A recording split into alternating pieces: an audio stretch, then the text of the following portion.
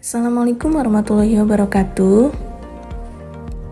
Berjumpa kembali dengan kelompok kami dalam mata kuliah Guru Sahabat berbasis Al-Islam Kemuhammadiyahan dengan nama-nama kelompok Ainur Rohimah, Bulkis Banawati, Firda Sukma, Linda Agustiningsih, dan Sucitra Risa Palupi. Kali ini kami akan membahas mengenai sejarah perkembangan bahasa dan kaitannya dengan konsep bahasa. Studi kasus perkembangan bahasa di dunia pendidikan pesantren. Sejarah perkembangan bahasa dan kaitannya dengan konsep bahasa. Pengertian bahasa menurut Aristoteles merupakan alat untuk mengungkapkan pikiran dan perasaan manusia. Definisi ini kemudian dikutip oleh Sultan Takdir Ali Syahbana pada tahun 1952. Definisi Aristoteles ini menunjukkan bahwa bahasa itu baru ada kalau terdapat sesuatu yang ingin diungkapkan, yaitu berupa pikiran dan perasaan. Bahasa adalah simbol yang arbiter yang memiliki makna dan merupakan alat komunikasi manusia, penuangan emosi manusia, serta merupakan sarana pengejawantahan pikiran manusia untuk mencari hakikat kebenaran dalam hidupnya, berlandaskan pada budaya yang mereka miliki bersama. Sejarah bahasa menurut perspektif Al-Quran. Al-Quran sebagai kitab inti dari segala ilmu, termasuk di dalamnya adalah menjawab berbagai macam perdebatan para ahli bahasa tentang asal-usul bahasa manusia. Selama ini, para ahli banyak yang berspekulasi tentang asal-usul bahasa manusia, namun yang diperoleh justru pengetahuan tentang cabang-cabang ilmu bahasa seperti sosiolinguistik, psikolinguistik, antropolinguistik, filsafat bahasa, dan lain sebagainya. Dalam perspektif Al-Quran tentang penjelasan asal-usul bahasa sebagaimana dijelaskan dalam Al-Quran surat Al-Baqarah ayat 31 yang artinya, dan dia mengajarkan kepada Adam nama-nama benda-benda seluruhnya, kemudian mengemukakan kepada para malaikat lalu berfirman, sebutkanlah kepadaku nama-nama benda itu jika kamu memang benar-benar orang yang benar. Ayat ini menjelaskan bahwa Allah mengajarkan nama-nama kepada Adam. Nama-nama tersebut dapat dikatakan sebagai bagian dari simbol bahasa. Tiada keterangan bagaimana terjadi proses belajar mengajar tersebut antara Allah dan Nabi Adam. Namun yang jelas bahwa manusia pertama yaitu Nabi Adam alaihissalam belajar bahasa melalui proses belajar mengajar, tidak diciptakan alat otomatis. Namun begitu, perangkat bahasa yang sudah diciptakan oleh Allah dan terpasang dalam tubuh manusia diantaranya adalah akal pikiran, pendengaran, penglihatan, mulut, tenggorokan, dan lain sebagainya. Golongan pertama menafsirkan bahwa Allah Subhanahu wa Ta'ala mengajarkan Nabi Adam alaihissalam seluruh nama-nama yang diketahui manusia, seperti manusia, hewan, tanah, laut, gunung, dan menamai juga segala sesuatu yang lain. Imam Al-Mawardi lebih lanjut menerangkan bahwa kalau dimaknai bahwa Allah Subhanahu wa Ta'ala mengajarkan Nabi Adam alaihissalam seluruh nama-nama, maka haruslah dimaknai bahwa Allah lah yang mengajarkan seluruh bahasa di bumi ini dengan sistematika sebagai berikut. Yang pertama, Allah mengajarkan Nabi Adam alaihissalam nama-nama atau semua bahasa. Yang kedua, Nabi Adam alaihissalam mengajak anak keturunannya bahasa tersebut.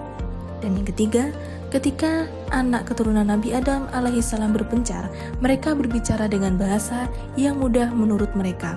Bahasanya akan mulai berkembang sehingga mereka lupa bahasa asalnya.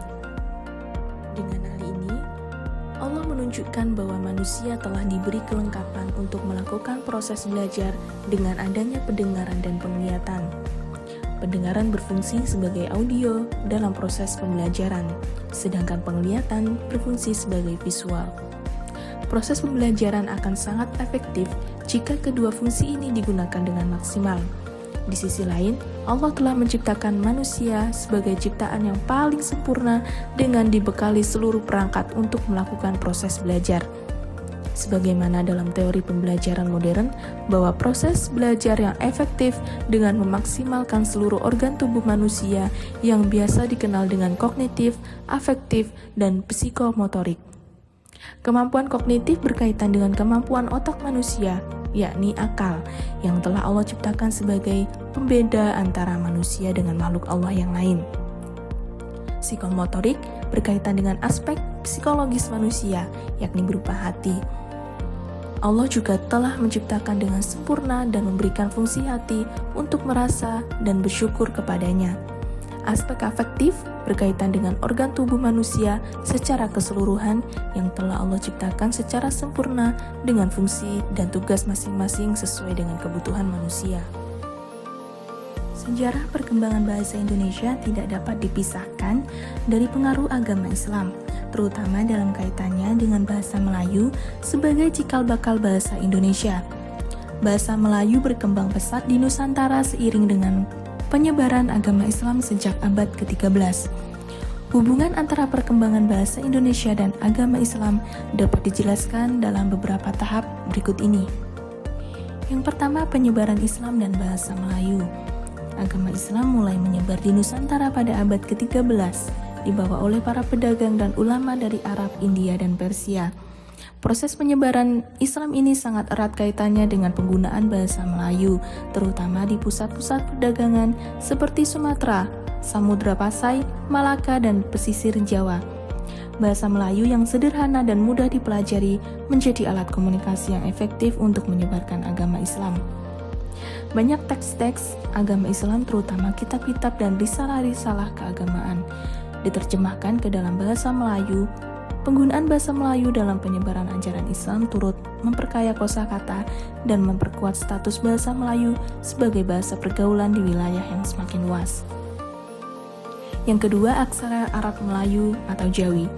Salah satu dampak besar dari Islamisasi di Nusantara adalah pengenalan bahasa Arab dalam penulisan bahasa Melayu.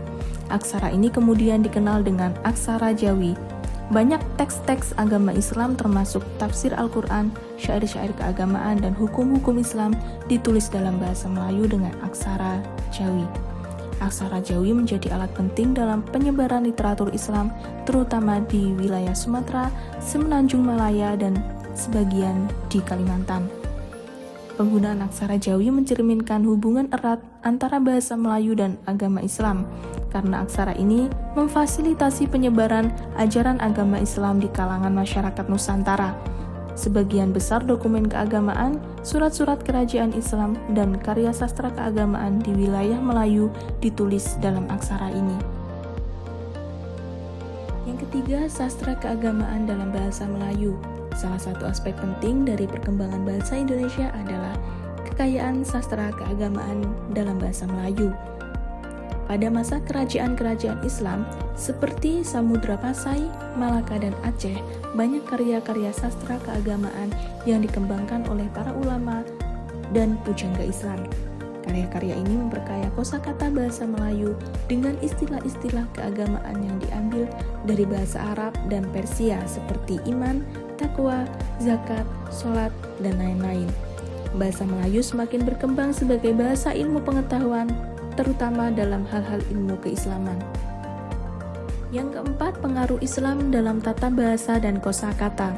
Agama Islam membawa banyak istilah baru ke dalam bahasa Melayu yang kemudian menjadi bagian dari bahasa Indonesia.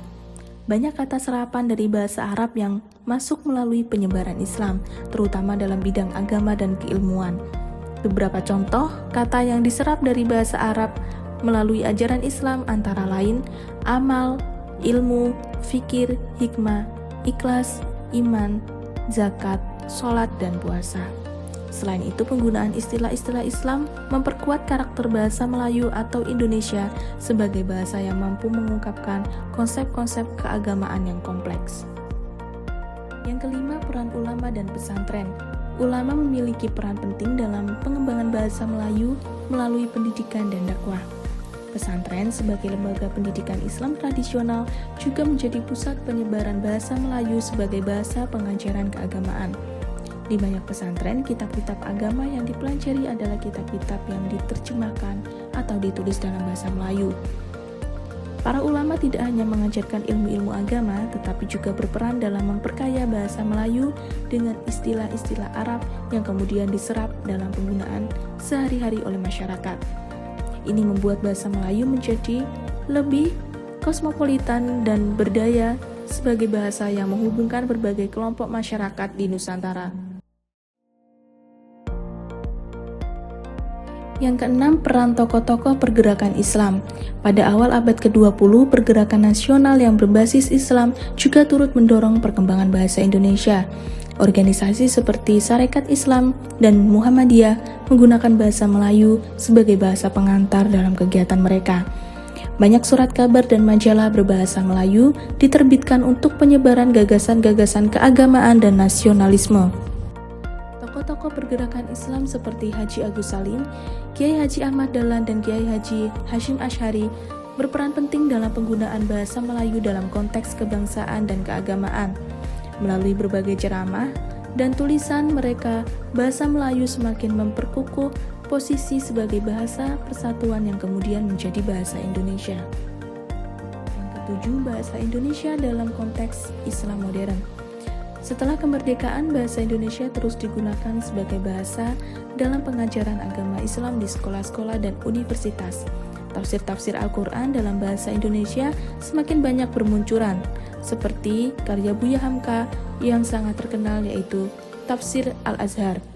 Literatur keislaman dalam bahasa Indonesia terus berkembang seiring dengan kemajuan pendidikan Islam di Indonesia. Lalu bagaimana perkembangan bahasa di dunia pendidikan pesantren? Kehidupan santri di pondok pesantren identik dengan kehidupan Islami. Setiap perbuatan baik tindakan maupun ucapan merupakan sebuah cerminan dari kandungan ayat-ayat suci Al-Quran. Tak ayal jika bahasa Arab digunakan sebagai bahasa komunikasi, juga bahasa pengantar dalam proses belajar mengajar. Bahasa Arab seperti bahasa utama yang digunakan dalam pengajaran teks-teks keagamaan Islam, seperti tafsir Al-Quran, hadis, fikih, tasawuf, dan kitab-kitab keilmuan Islam lainnya. Bahasa Arab memiliki posisi istimewa karena merupakan bahasa Al-Quran dan bahasa agama Islam secara global. Sementara, bahasa Indonesia dan bahasa daerah hanya boleh digunakan pada waktu-waktu yang telah ditentukan. Ada beberapa situasi yang memperbolehkan para santri untuk menggunakan bahasa Indonesia, yakni ketika kegiatan ekstrakurikuler, interaksi dengan masyarakat, ketika bertemu dengan masyarakat lain, dan ketika berkomunikasi dengan orang tua maupun keluarga yang menjenguk. Perkembangan bahasa Indonesia di pesantren telah mengalami banyak perubahan dari masa ke masa. Perbandingan bahasa Indonesia antara kondisi dulu dan sekarang adalah sebagai berikut. Penggunaan bahasa Arab sangat mendominasi di pesantren, terutama dalam pengajaran kitab kuning dan ilmu agama. Bahasa Indonesia jarang digunakan dalam pembelajaran. Metode pengajaran lebih bersifat tradisional, dengan penekanan pada hafalan dan pengulangan. Bahasa Indonesia tidak terlalu diperhatikan sebagai bagian dari kurikulum. Komunikasi antar santri seringkali menggunakan bahasa Jawa atau bahasa lokal lainnya, tergantung pada lokasi pesantren, sehingga bahasa Indonesia kurang berkembang. Pada masa lalu, fokusnya lebih pada pengajaran agama, sehingga keterampilan bahasa Indonesia, termasuk membaca dan menulis, kurang diperhatikan.